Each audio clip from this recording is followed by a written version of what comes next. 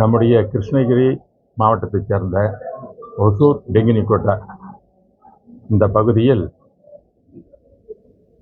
நல்ல ஒரு சாலை அமைக்க வேண்டுவதற்காக எடப்பாடி பழனிசாமி முதலமைச்சராக இருக்கும் பொழுதே ஒரு தீர்வு காணப்பட்டு இந்த ரிங் ரோடானது இந்த சம்பகிரி தேவரவள்ளி அந்த ஏரியாவுக்கும் அதே மாதிரி சாத்தனூர் இந்த ஏரியாவுக்கு 45 கிலோமீட்டருக்கு ரிங் ரோடு இந்த சேட்டலைட் டவுன் ரிங் ரோடு போடுறாங்க. அதில் போடும்போது முதல் நம்ம கவர்மெண்ட் இருக்கும்போது பிரபாகர் கலெக்டர் இருந்தார். அந்த ப்ரொசீடிங்ஸ்லாம் பார்த்தீங்கன்னாக்க சர்வீஸ் ரோடுக்கும் எடுத்து சர்வீஸ் ரோடு போகிறதாகவும் எங்கெங்கே வழிகள் உள்ள போகணுமோ கிராமங்களுக்கு அங்கே அதுக்கு அண்டர் பாஸ் போட்டு கொடுக்கறதாக உறுதிமொழி அளிக்கப்பட்டது. இது 2019 அவெல்லாம் ப்ரொசீடிங்ஸ் எல்லாம் நான் பார்த்தேன். 2018-19 அப்போ நேஷனல் ஹைவேஸ் அத்தாரிட்டி ஒத்துக்கிட்டாங்க.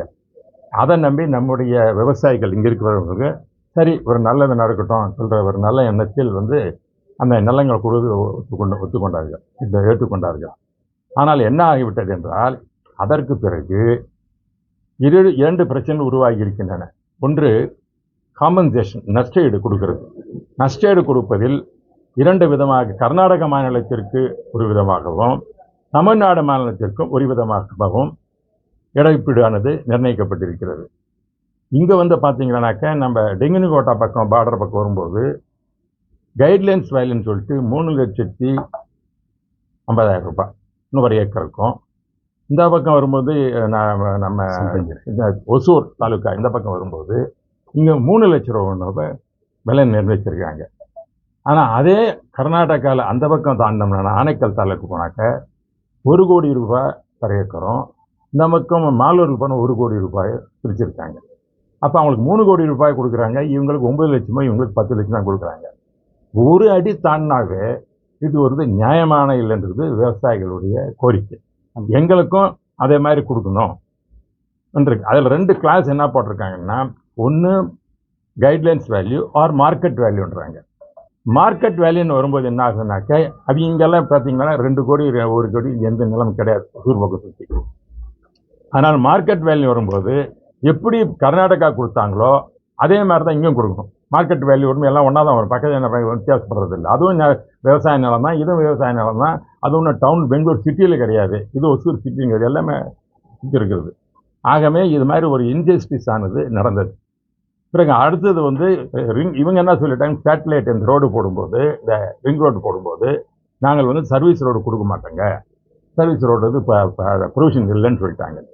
இவங்கெல்லாம் நம்மக்கிட்ட கேட்டாங்க. இது மாதிரி இது வரைக்கும் நானும் எடப்பாடி பழனிசாமி கிட்ட, அவர் மினிஸ்டர் முன்னே இருந்த சீஃப் மினிஸ்டர் தான், அவர்கிட்ட பேசும்போது சரியா நீங்கள் அது எல்லாருக்கிட்ட பேசுங்க, அதை என்னன்னு சொல்லும்போது தான் அந்த ப்ரொசீடிங்ஸை கலெக்டர் ஆஃபீஸில் ப்ரொசீடிங்ஸை இவங்கெல்லாம் கொண்டு கொடுத்தாங்க. கொடுத்து பார்க்கும் பொழுது ரிங் ரோடு போகிறதுக்கும் ப்ரொவிஷன் அன்றைக்கி ஒப்புதல் கொடுத்துருக்காங்க இந்த நேஷனல் ஹைவேஸ் அத்தாரிட்டியில். அதே போல் காம்பன்சேஷன் மார்க்கெட் வேல்யூ கொடுக்குன்னு சொல்லியிருக்கிறாங்க. ஆனால் இவங்க என்ன செஞ்சுட்டாங்கன்னாக்கா கர்நாடகாவுக்கு மட்டும் ரிங் ரோடு சர்வீஸ் ரோடு கொடுக்குறதும் அங்கே இருக்கிற ஹை ரேட்டு கொடுத்துட்டு தமிழ்நாடு மக்களுக்கு கொடுக்காம ஏமாற்றிட்டாங்க. இதை தான் இந்த பிரச்சனை உருவாகும் பொழுது இவர்கள் எல்லாம் நாங்கள் எங்களுக்கு அநியாயமாக இருக்குது.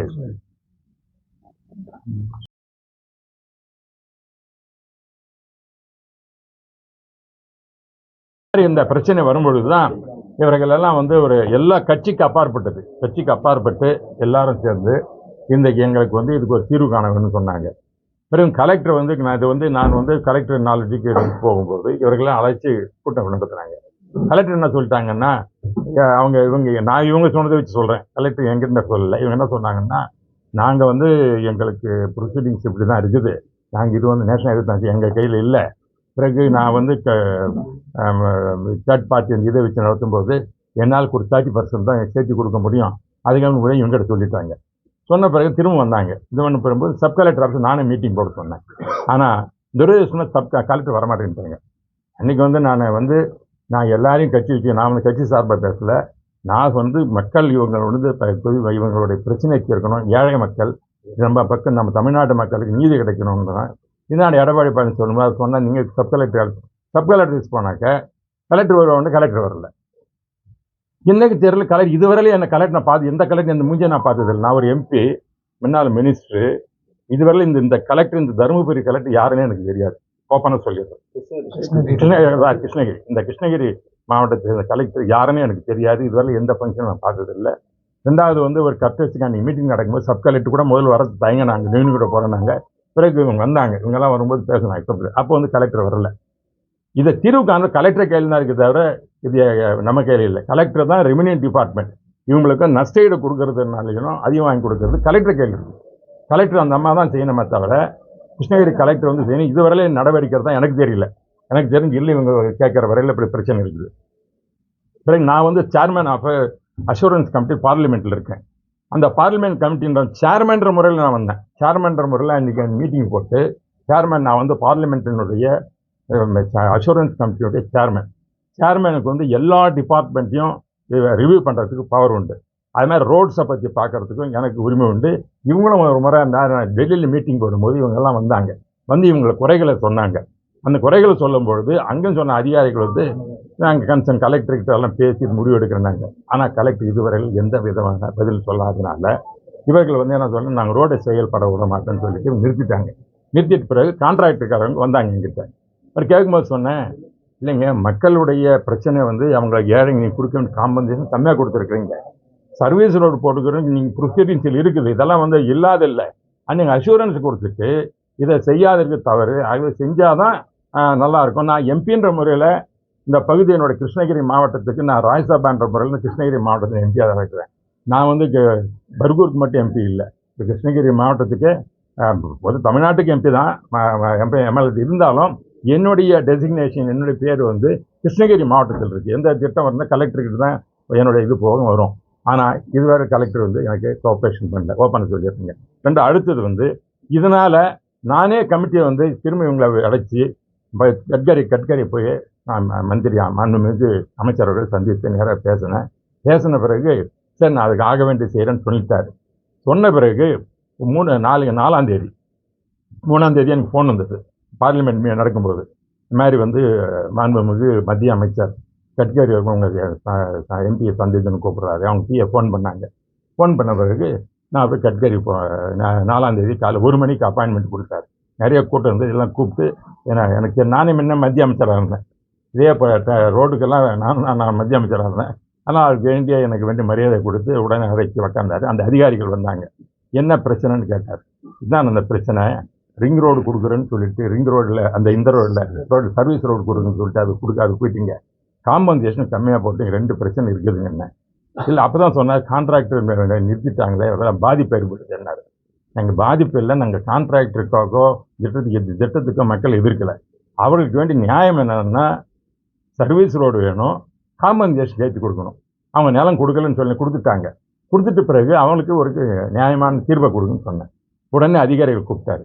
இன்னும் கூப்பிட்டு என்ன சொன்னார்னா இந்த மாதிரி சர்வீஸ் ரோடை நீங்கள் ரீடெண்டர் பண்ணி தனி டெண்டர் போட்டு சர்வீஸ் உடனே கொடுங்கன்னு சொல்லிட்டு ஆர்டர் போட்டார். அதிகாரிகள் கூப்பிட்டதுமே அவர் சொல்கிறது எம்பி சொல்கிறது நியாயம் இருக்குது, மக்கள் கேட்குறது நியாயம் இருக்குது. ஆகவே அந்த பகுதி மக்களுக்கு நம்ம தப்பு பண்ணக்கூடாதுன்னு நியாயமான முறையில் நான் எல்லாரும் கூப்பிட்டு அதிகாரிகள் கூப்பிட்டு சர்வீஸ் ரோடுக்கு உடனடியாக தனி டெண்டர் போட்டு, ஏன்னா அந்த இதில் வராது service road different contract, service road என்ன இருக்குதோ அவளுக்கும் போட்டு கொடுத்துருங்க சொல்லிட்டு ப்ராமிஸ் பண்ணார். அதான் நடந்திருக்கு. பிறகு நான் வந்து காம்பன்சேஷன் கேட்டேன். காம்பன்சேஷன் சொன்னால் அது வந்து தமிழ்நாடு கவர்மெண்ட் இப்போ அவங்க தான் முடிவு எடுக்கணும், அது என்னுடைய கேள்வி இல்லை. அவங்க வந்து அதுக்கு தகுந்த மாதிரி என்ன ப்ரொசீடிங்ஸ் போட்டு கொடுத்தா எனக்கு கன்சிடர் பண்ணணும் அதுவும் சொல்லியிருக்குறாரு. 2 பாயிண்ட், அதான் முக்கியமான பாயிண்ட்டு. சர்வீஸ் ரோடு போடுறதுக்கு இந்த கிலோமீட்டர் போட்டு கொடுத்து புது டெண்டரை தனி டெண்டர், ஏன்னா அந்த கான்ட்ராக்டருக்கு சர்வீஸ் சம்மந்தம் கிடையாது. ஆகவே என்ன இந்த மக்களுடைய ஒசூர் மக்களும் மாவட்ட மக்கள் இந்த கிருஷ்ணகிரி மாவட்டம் என்ன கேட்டார்களோ அதை நாங்கள் நாடாளுமன்ற உறுப்பினர் முறையில் எங்களுடைய கழகத்தினுடைய பொதுச் செயலர் எடப்பாடி பழனிசாமி அந்த நேரத்தில் அமைச்சராக இருந்ததுனால, அந்த நேரம் திட்டம் வந்ததுனால அந்த திட்டத்துக்குரிய பரிகாரத்தை காண்பது என்னுடைய கடமை என்ற முறையில் நான் நாடாளுமன்றத்தில் பிரச்சனை எழுப்பினேன். பிறகு அவர்கிட்ட சந்தித்து பேச பிறகு இப்பொழுது அவர்கள் வந்து சர்வீஸ் வருவதற்காக உத்தரவாதம் தந்திருக்கிறார்கள். அது இவங்களுக்கு ஒரு நியாயமானது, ஒரு பகுதியான.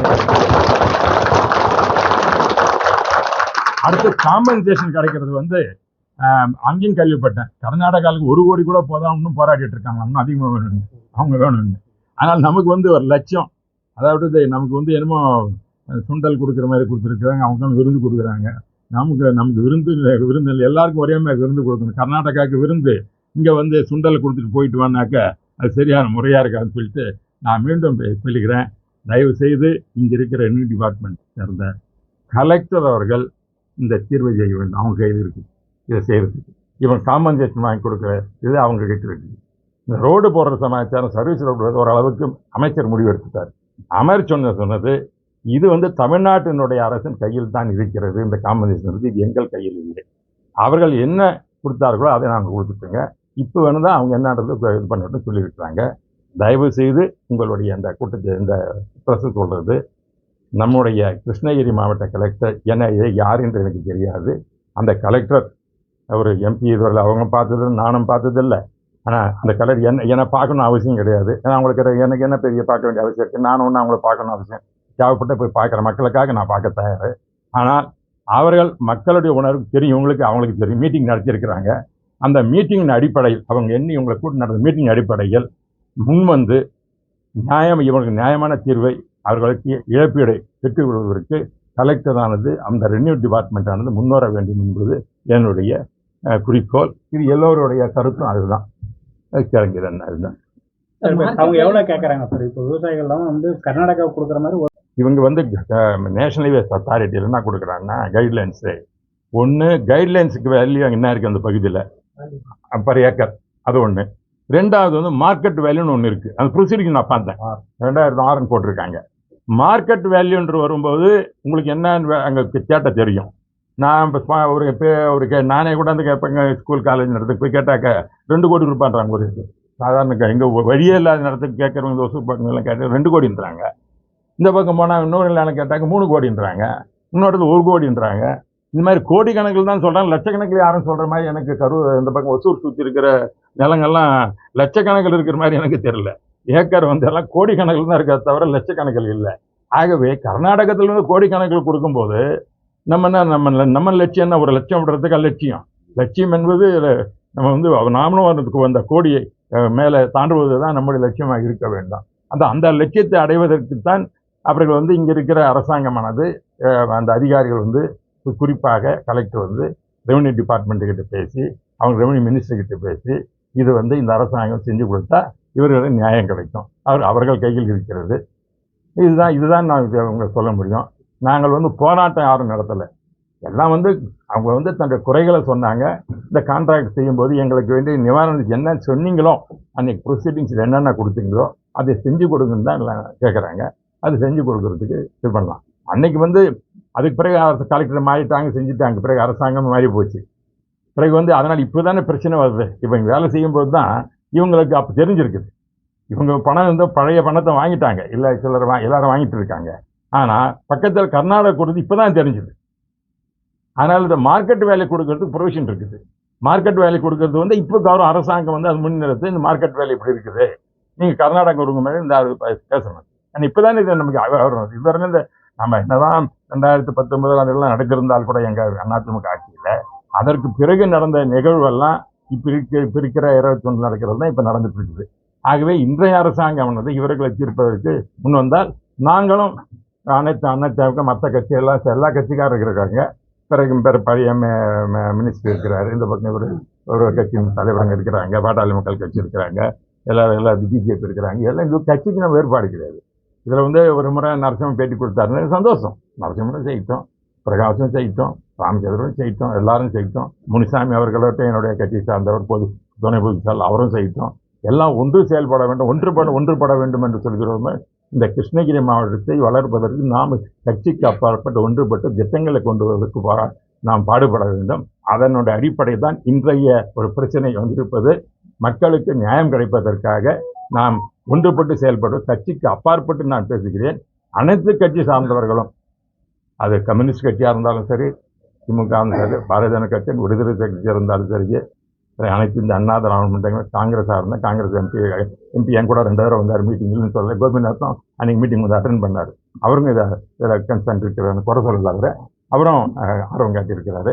பிறகு எம்எல்ஏங்களும் ஆர்வம் காட்டுறாங்க. எம்எல்ஏங்களும் இவங்க பார்த்துருக்குறாங்க. பிரகாஷ், பிறகு ராமச்சந்திரன், இவங்க எல்லாமே முனுசாமி எல்லாரும் ஆர்வம் காட்டுறாங்க.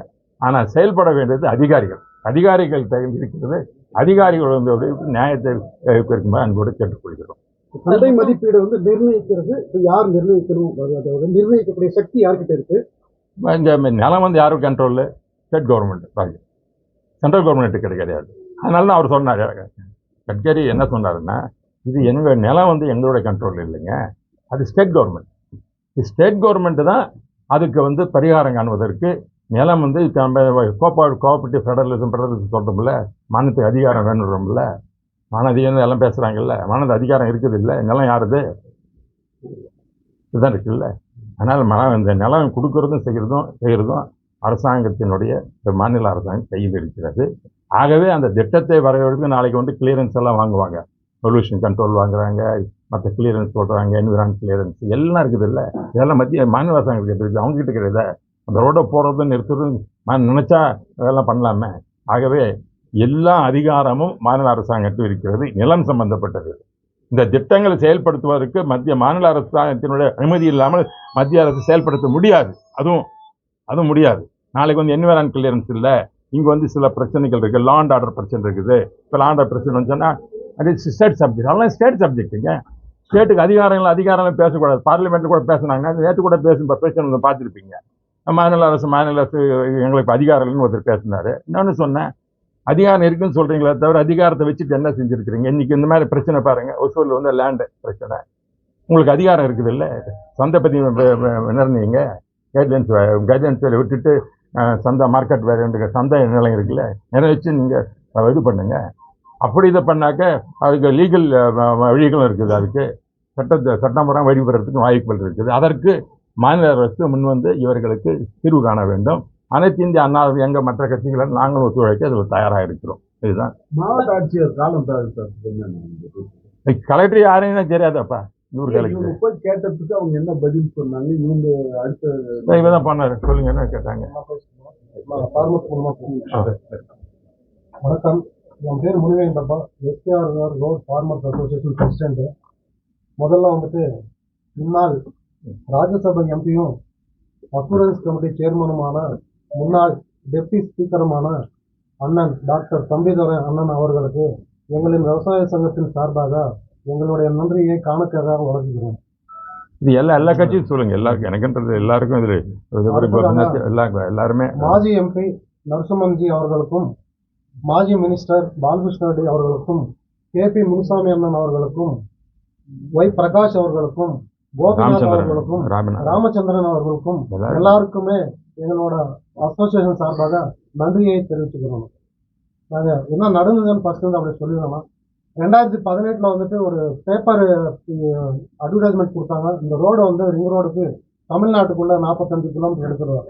அந்த ரோடோட நோக்கம் என்னன்னா, பெங்களூர் சுற்றி சுமார் 287 கிலோமீட்டர் வந்து ஒரு டிராபிக் நெரிசலை குறைக்கிறதுக்காக ஒரு ரோடு போடுறாங்க. அதில் வந்துட்டு இந்த தமிழ்நாடு கிருஷ்ணகிரி டிஸ்ட்ரிக்ட்குள்ள ஓசூர் அண்ட் ஐநூர்கோட்டை தாலுக்காவில் 27 ரெவன்யூ வில்லேஜ் 27 பஞ்சாயத்தில் வந்துட்டு 45 கிலோமீட்டருக்கு வந்துட்டு ரோடை வந்து எடுக்கிறாங்க போடுறதுக்கு. அப்போ வந்து 2019 எங்களை எல்லாம் வந்து ஃபார்மர்ஸை கூப்பிட்டு எங்களோட என்ன ஒரு கருத்து கேட்டாங்க, இது மாதிரி ரோடு எடுக்கிறோம், என்ன உங்களோட கருத்துண்டு. அதில் வந்துட்டு ஃபார்மர்ஸ் ஏகப்பட்ட பேர் வந்து அவங்க பர்சனல் கருத்தை வந்து நாங்கள் எல்லாமே பதிவு பண்ணியிருக்கிறோம். அதில் நாங்கள் முன்னாடி கேட்டது வந்து சர்வீஸ் ரோடு இருக்குமான்னு கேட்டோம். அப்போ வந்துட்டு சர்வீஸ் ரோடு இருக்குது, ஏதோ நைஸ் ரோடு மாதிரி க்ளோஸ் பண்ணுறதா சொன்னாங்க. அந்த மாதிரி கேள்விப்பட்டது உண்மையான கேட்டது கிடையாது. சர்வீஸ் ரோடு கம்பல்சரி உண்டு, எந்த பக்கமும் எந்த இதுவுமே காம்பவுண்ட் போடுறதில்லை. அதே மாதிரி மார்க்கெட் ரேட்டுக்கு தகுந்த மாதிரி உங்களுக்கு அமௌண்ட்டை வந்து ஏகப்பட்ட அமௌண்ட்டு கொடுக்குறாங்கன்ற மாதிரி சொன்னாங்க. இது வந்து ஒரு 100 பேரில் 10 பேர் ஃபார்மர்ஸுக்கு எஃபெக்டாக இருந்தாலும் 90 பேருக்கு வந்துட்டு இது வந்து ஒரு அடிப்படை வசதியாக இருக்குது ரோடுன்றதுக்காக நாங்கள் எல்லாருமே ஃபார்மர்ஸ் ஒற்றுமையாக இருந்து லேண்டு கொடுத்துருந்தோம். அதுக்கப்புறம் அப்போ இருந்த ஒரு டிஸ்ட்ரிக்ட் கலெக்டர் வந்து ரைட்டிங்லேயே கொடுத்தாருங்கண்ணா, எங்களுக்கு சர்வீஸ் ரோடு இருக்குது 22 கிலோமீட்டருக்கு இப்போ போடுறதாகவும், அதுக்கடுத்து தேவைப்பட்டால் மீதி இருக்கிற லேண்டுக்கு சர்வீஸ் ரோடு போடுறதாகவும் ரைட்டிங்கில் எங்களுக்கு எழுதி கொடுத்தாங்கண்ணா. நாங்கள் அதோட விட்டுட்டோம். அதுக்கப்புறம் சென்ட்ரலில் வந்துட்டு அமௌண்ட் கொடுக்குறது ரொம்ப டிலே ஆச்சு. அதுக்கெல்லாம் பல முறை கண்ணன் ஆர்ப்பாட்டங்களெல்லாம் நடத்தினோம். அதுக்கப்புறம் அமௌண்ட்டு கொடுத்தாங்க. இது வரைக்கும் ஒரு 70% கொடுத்துருக்காங்கன்னா 30% அமௌண்ட் இன்னும் தேவையில்லை. அடிஷ்னல் எல்லாம் லேண்ட் எடுத்திருக்காங்க. அது ஒரு இதில் முக்கியமான சொல்லலாம். நீ பாரு, கொடுத்துருக்குறாங்கன்னா காம்பன்சேஷன் வந்து கம்மியாக கொடுங்க, அது சொல்லணும். நீ சொல்லல, அதுதானே பிரச்சனை. முக்கியமாக இப்போ வந்து நீங்கள் பேசுறது வந்து அன்னைக்கு வந்து நாம் வந்து அதிமுக இருக்கும் ஆட்சியில் இருக்கும்போது மார்க்கெட் வேல்யூ கொடுக்குறோன்னு சொல்கிற அஷூரன்ஸ் கொடுத்து தான் நம்ம கவர்மெண்ட் கிளியர் பண்ணியிருக்காங்க. ஆனால் இப்போ வந்து செயல்படும்போது இவங்களுக்கு இன்னும் பணம் வரலன்னு சொல்கிறாங்க. இப்போ வந்த பிறகு இன்னைக்கு ஆட்சிக்கு வந்த பிறகு இந்த மார்க்கெட் வேலையாக வாங்கி கொடுக்க வேண்டியது இந்த அரசாங்க கிழமை அதுவும் இருக்கணும் இல்லை. அதனால் வந்து நீங்கள் வந்து பணம் வரலன்ற திட்டங்கள் வந்து செய்யும்போது நாம் இருக்கும்போது கூட மார்க்கெட் வேல்யூ வாங்கி கொடுக்கறதுக்கு கலெக்டர் வந்து அன்னைக்கு பிரபாகர் ரெக்கமெண்ட் பண்ணியிருக்கிறார். அந்த அரசாங்கம் இன்னைக்கு ரெக்கமெண்ட் பண்ணியிருக்கு. அந்த பாயிண்ட் நீங்கள் அது சொல்லிடுறேன். ஏன்னா பிறகு நான் வந்து வச்சு தப்பாக சொல்லக்கூடாது இல்லை. நான் ப்ரொசீடிங் நான் பார்த்தேன். அன்னைக்கு இருக்கிற அரசாங்கம் நடக்கும் பொழுது 2010 எடப்பாடி இருக்கும்பொழுது மார்க்கெட் வேல்யூ கொடுக்க சொல்லியும் சர்வீஸ் கொடுக்க சொல்லி தான் ரெக்கமெண்ட் பண்ணியிருக்கிறாங்க. அது உண்மை. அதான் இது நடக்கலன்றதுதான் இப்ப பிரச்சனை. 2013 சுருக்கம் முடியும். அந்த ஆக்ட் படி மார்க்கெட் வேல்யூ என்ன இருக்கோ அதுக்கு வந்து அர்பன்ல ஒரு வேல்யூவும் ரூரல்ல ஒரு வேல்யூ கொடுக்குற மாதிரி ஒரு ஃபார்முலா இருக்கு. அது வச்சு கொடுக்க சொல்லியிருக்காங்க. ஆனா அவங்க வந்துட்டு கைட்லைன் ஃபாலோ பண்ணி தான் கொடுத்துருக்காங்க. கொடுக்கல. நாங்க அமௌண்ட் கம்மியா கொடுத்ததுனால அது ஒரு சிக்கல். அப்படியே இப்போ எல்லாருக்குமே ரொம்ப மனசு கஷ்டமா இருக்குது ஃபார்மர்ஸ்க்கு எல்லாமே. அது விஷயமா வந்து அண்ணன் கிட்ட வந்து இப்போ வந்து சர்வீஸ் ரோடு கொடுக்காம அவங்க ஏதோ ஃபென்சிங் போடுறதா மெசேஜ் வந்தது. அந்த விஷயமா வந்து ஃபார்மர்ஸ் எல்லாமே வந்து தம்பிக்கார அண்ணனை மீட் பண்ணோம். அண்ணனுக்கு வந்து எடுத்து சொன்னோம், ஆனா நீங்க வந்து அசூரன்ஸ் கம்பெனி சேர்மன் இருக்கீங்க, எங்களோட நிலைமை இப்படி இருக்குன்ட்டு.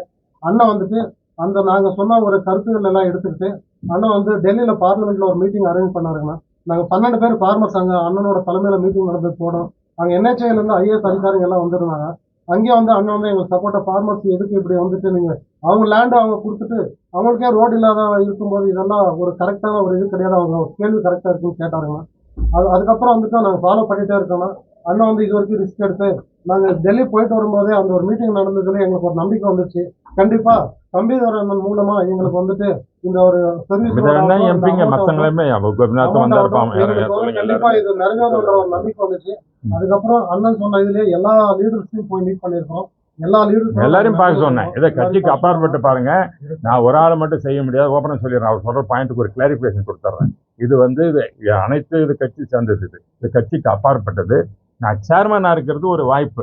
எடப்பாடி பழனிசாமி என்ன வரதுனால நான் டெல்லியில் வந்து இப்போ அம்மா என்ன மந்திரி ஆக்குனாங்க, தலைவர் டெப்டி ஸ்பீக்கர் ஆக்குனாங்க. இப்போ நான் வந்து அஷூரன்ஸ் கமிட்டி சேர்மன்னா எல்லா டிபார்ட்மெண்ட் என்னுடைய கண்ட்ரோலில் இருக்குது. நான் எந்த டிபார்ட்மெண்ட்டும் கூப்பிட்டு கேட்கலாம். அதனால தான் நேஷனல் ஐபாத்திருச்சு அந்த எனக்கு கொடுத்த அந்த ஒரு வாய்ப்பை தமிழ்நாட்டு மக்கள் என்னை தேர்ந்தெடுத்து இந்த கட்சியில் அனுப்புனதுனால ஒரு வாய்ப்பு சேர்மனாக இருக்கிறதுனால நம்ம மக்களுக்கு செய்ய முடியும் நம்பிக்கை இருந்ததுனால தான் இவங்களை கூப்பிட்டேன். இவங்க வந்தாங்க, எல்லாம் பேசணும். பிறகு எல்லாரும் இப்போ நான் போய் பாருங்கள். இது வந்து நான் சேர்மன் மட்டும் நான் பேச முடியாது. லோக்கல் எம்எல்ஏவும் பாருங்கள், பிறகு மற்ற எம்எல்ஏங்களும் எம்பிங்களும் பாருங்கள், எல்லாம் சேர்ந்து தான் செய்யணும். பிறகு கலெக்டரையும் போய் பாருங்கன்னு கலெக்டரை போய் பார்த்துட்டு வந்திருக்காங்க. அதனால் வந்து இது வந்து எல்லாருடைய ஒத்துழைப்பில் நடக்கிறது. இது வந்து இப்போ வந்து செய்ய வேண்டிய கடமை இப்பொழுது இன்றைய அரசு இருக்குது. செய்ய போகும். இல்லை சார், நான் சொல்றது திரும்ப சொல்றேங்க. அன்னைக்கு இவங்க கிட்ட கொடுத்துக்க அஷூரன்ஸ் ப்ரொசீடிங்ஸ் பார்த்தீங்கன்னா ஃபுல்லாக 22 கிலோமீட்டர்னு ஒன்று சொன்னார். பிறகு எல்லாம் சொல்லிட்டு பிறகு கடைசியில் எல்லா பக்கம் நாங்கள் கொடுக்குறோன்னு சொல்லி அஷூரன்ஸ் கொடுத்துருக்குறாங்க. அந்த அஷூரன்ஸ் கொடுத்துட்டு தான் அன்னைக்கு கவர்மெண்ட் அஷூரன்ஸ் கொடுத்துட்டு தான் அதை செயல்படுத்தி சொல்கிறது தான் நம்ம கேட்குறோம். இப்போ வந்து அவங்கள்ட்ட நான் போட மாட்டேன்னு சொல்கிறது வந்து தப்பு இல்லை. எனக்கும் லெட்டர் வந்துச்சு. செப்டம்பர் மாதம் போன 15ஆம் தேதி வாக்கில் நான் மீட்டிங் நடத்தணும்ல, அன்றைக்கி முன்னாள் நாள் எனக்கு லெட்டர் வருது. அந்த மாதிரி சர்வீஸ் ரோடுன்றது கிடையாது இந்த ஸ்கீமில், இந்த சேட்டலைட் அந்த ரிங் ரோடு ஸ்கீமில் கிடையாதுன்னு லெட்டர் கொடுத்தாங்க. நான் அப்போ தான் இவங்களுக்கு கமிட்டியில் ஒரு சத்தம் போட்டேன். நீங்கள் வந்து அப்படி இருக்கும்போது அன்றைக்கே சொல்லியிருக்கணும் இல்லை. அன்றைக்கி மீனிங் 2019 மீட்டிங்கில் வந்து சேட்டலைட் ரோடில் ரிங் ரோடு இல்லைன்னு சொல்லி இருந்தாக்க, அந்த சர்வீஸ் ரோடு இல்லைன்னு சொல்லியிருந்தா அன்றைக்கு மக்கள் ஒத்துருக்க மாட்டாங்க. இவங்களுக்கு என்ன அந்த ரோடு கொடுக்கணுன்றது, அந்த பக்கம் போகிறதுக்கு இவங்க நிலத்தை விவசாய நிலத்தை விடுறதுக்கு என்ன இருக்குது?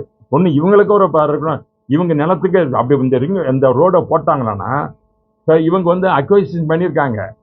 லேண்டை வந்து 2 பக்கமுமே சர்வீஸ் ரோடு அக்வை பண்ணிட்டாங்க. இந்த நிலம் யாருக்கு இன்னைக்கு சொந்தம்? நேஷனல் ஹைவே பார்த்தாருக்கு. இந்த பக்கம் நேஷனல் அவங்க ரயில்வே டிபார்ட்மெண்ட் ரயில் பார்த்தீங்கன்னா இந்த பக்கம் அதில் வால் கட்டா இவங்க இந்த பக்கம் போக முடியாது, அவங்க அந்த பக்கம் வர முடியாது. சொந்த நிலத்தில் உள்ளே போக முடியாது. அது சர்வீஸ் ரோடு இருந்தால் தான் இவங்க உள்ளே போக முடியும். சர்வீஸ் ரோடும் இருக்கணும், 100% இருக்கணும். 2 இருந்தால் தான் இவங்க நிலத்தை எந்த போகணும். அதை இதை நம்பி அன்னைக்கு கொடுத்துட்டாங்க. ஆனால் அந்த நம்பிக்கை செயல்படாத காரணமாக தான் இந்த பிரச்சனை. இப்பொழுது மத்திய அரசானது வந்து சர்வீஸ் கொடுத்து வரவேற்கத்தக்கது. அவங்களுக்கு மத்திய அரசு கட்கரிக்கு நன்றி தெரிவித்து வருகிறோம். இல்லைன்னு நம்ம சொல்லக்கூடாது. மத்திய அரசு வந்து கட்கரி அவர்கள் வந்து சர்வீஸ் ரோடு சொல்லிட்டாரு. அது அவருடைய பார்த்து முடிஞ்சு போச்சு. அடுத்து என்ன சொல்ற காம்பன்சேஷனை பற்றி என்ன சொல்றாருன்னா என் கையில் இல்லை, அது ஸ்டேட் கவர்மெண்ட் தான் பண்ணணுன்றாங்க. அது ஸ்டேட் கவர்மெண்ட் கிட்ட இனிமேல் வந்து கலெக்டர் தான், அந்த மாதிரி என்ன இருக்குது, கலெக்டர் தான் இனிமேல் அதெல்லாம் ப்ரொசீஜர் சொல்லி இவங்களெல்லாம் கூப்பிட்டு வச்சு அது என்ன பண்ணலாம் எது செய்யலாம்னு சொல்லி அரசாங்கத்துக்கு பரிந்துரை பண்ணோம். கலெக்டர் செய்யாத இருந்தால் நாங்கள் என்ன செய்ய முடியும்? கலெக்டர் தானே அதிகாரி. நான் யாரையும் மற்றவங்க அரசாங்கத்தை குறை சொல்ல, யாரும் என்ன குறை சொல்ல வரல. அதிகாரி கைகள் இப்பொழுது இருக்கிறது. அரசாங்கம் என்பது அதிகாரிகள் கைகள். அந்த அதிகாரி செயல்படுகிறாரா என்பதை நீங்கள் தான் பார்க்க வேண்டும். ஏன் இவர் வரையில் அந்த அதிகாரி கலெக்டர் செயல்படலை? இவ்வளோ ஒரு பிரச்சனை இருக்கும்போது இப்போ நானே போய் கட்கரி கிட்ட பேசி வாங்கி இது பண்ணுறேன், அவர் செஞ்சு கொடுத்தாருல்ல. அப்படி இருக்கும்போது நம்ம கலெக்டர் வந்து உட்கார்ந்து அந்த மீட்டிங் போட்டு ஏன் வரல? இவங்க ஏதாவது வந்து கலெக்டரே வந்து நினச்சா கூட மினிஸ்டரை பார்க்கலாம் போய், இந்த மாதிரியான சென்ட்ரல் மினிஸ்டர் இது மாதிரி இருக்குதுங்க, என்னுடைய கலெக்டர் என்னுடைய ஜூரிஸ்டிக்ஷன் டிஸ்ட்ரிக்ட் இப்படி நடக்குது, இப்படி ப்ரொசீடிங்ஸ் இருக்குது, நீ கலெக்டர் அப்பாயின்மெண்ட் கேட்கலாமே. செக்ரட்டரி கூப்பிட்டு அதை அப்படி ரெவன்யூ செக்ரட்டரி கூப்பிட்டு போயிட்டு கலெக்டர் நேராக பார்த்துருக்காங்கல்ல. இதுவரையில் அவங்க செஞ்ச மாதிரி எனக்கு தெரியலையே சொல்கிறேன். அதாவது நான் யாரும் குறை சொல்ல விரும்பலை. அதிகாரம் அவங்களுக்கு இருக்கிறது. அவங்களோட மன நம்முடைய விவசாயிகளுடைய நலனை கருதி மனம் இறங்கி நம்முடைய கலெக்டர் அவர்கள் மனம் இறங்கி, ஏன்னா ஒரு தாய்மை பெண் கலெக்டர் தான், ஒரு தாய்மை உணர்வோடு செய்து இவர்களுக்கு பிரச்சனை தீர்த்து கொடுப்பார் நம்பிக்கை எங்களுக்கு இருக்கிறது. செய்வார் நம்பிக்கிறோம். பிறகு அபிஷியல்ஸ் என்ன பண்ண முடியாது, அது லீகல் வைஸ் தான் போகணும். இன்டர்னல் அபிஷியல் சொல்றாரு. ஏங்க, சட்டம் தெரிந்தவர்கள் யாரு? நாங்கள் கிடையாது. அதிகாரிகளும் சட்டம் தெரியும். அதுக்கு தான் அதிகாரியாக வந்திருக்கான். நாங்களாம் எலெக்டட் பீப்புள். எலெக்டட் எங்களுக்கு சட்டம் தெரியாது. எங்களுக்கு தெரியும் சட்டம் இவருக்கு என்ன தெரியும், அவருக்கு என்ன தெரியும்? விவசாயம் அவர் ஏறு பிடிக்க தெரியும், மாடு பிடிக்க புல் போடாதான் தெரியும் அவருக்கு. இவருக்கு சட்டம் தெரியுமா? சட்டம் தெரிஞ்ச அதிகாரிகள் தான் தெரியும். அதிகாரிகள் வந்து சட்டத்தின் மூலம் செஞ்சு வாங்கி கொடுக்குது. யாரை வேணான்றாங்க? இப்போ சட்டம் தெரிந்தவர்கள் தான் அதிகாரத்துக்கு வந்திருக்கிறார்கள். அவர்கள் தான் ஆளுகிறார்கள். சட்டம் என்பது அவர்கள் தான் செயல்படுத்துகிறார்கள். சட்டம் இயற்றுவது நாடாளுமன்றமாக இருக்கலாம். இன்னும் சொல்ல போனாக்க சட்டம் எனக்கு நல்லா தெரியும். அது நான் சட்ட அமைச்சராக வந்திருக்கிறேன், மத்திய அமைச்சராக. சொல்ல போனாக்க நேற்று டாக்டர் அம்பேத்கர் அவருடைய பிறந்தநாளை கொண்டாடினோம். அவர் வகித்த பதவியை, அந்த ஒரு மாபெரும் சட்ட அமைச்சருடைய பதவியை புரட்சித் தலைவர் அம்மா அவர்கள் எனக்கு வந்து தந்த நான் வாழ்க்கையில் மறக்க மாட்டேன். ஏன்னா அவர் வகித்த மாபெரும் தலைவர். இந்த இந்தியாவில் சட்டத்தை உருவாக்கிய அம்பேத்கர் அவர்கள் இருந்த அந்த பதவியை சாதாரண கிருஷ்ணகிரியில் பிறந்த எனக்கு இந்த அண்ணா புரட்சித் தலைவர் அம்மா அவர்கள் தந்ததுக்கு என்று நன்றியோட இருப்பேன். ஏன்னாக்கா சட்டம் பற்றி பேசுனதான்னு சொல்கிறேன். இந்த சட்டம் வந்து எங்களுக்கும் தெரியும், ஆனால் செயல்படுத்த வேண்டிய அதிகாரிகள் இருக்குது. அவர்கள் செய்தால் சட்டத்தை நுணுக்கமாக புரிந்தவர்கள், எங்களை விட நுணுக்கமாக அதிகாரிகள் தான். அந்த சட்டத்தை அதன் மேலே அவர் செய்வார்கள் நம்பிக்கை எங்களுக்கு இருக்கிறது. செய்வார்கள் நம்பிக்கிறோம். டைம் ஃப்ரேம் வச்சிருக்கீங்களா சார் இந்த காம்பன்சேஷன் விவகாரத்தில்?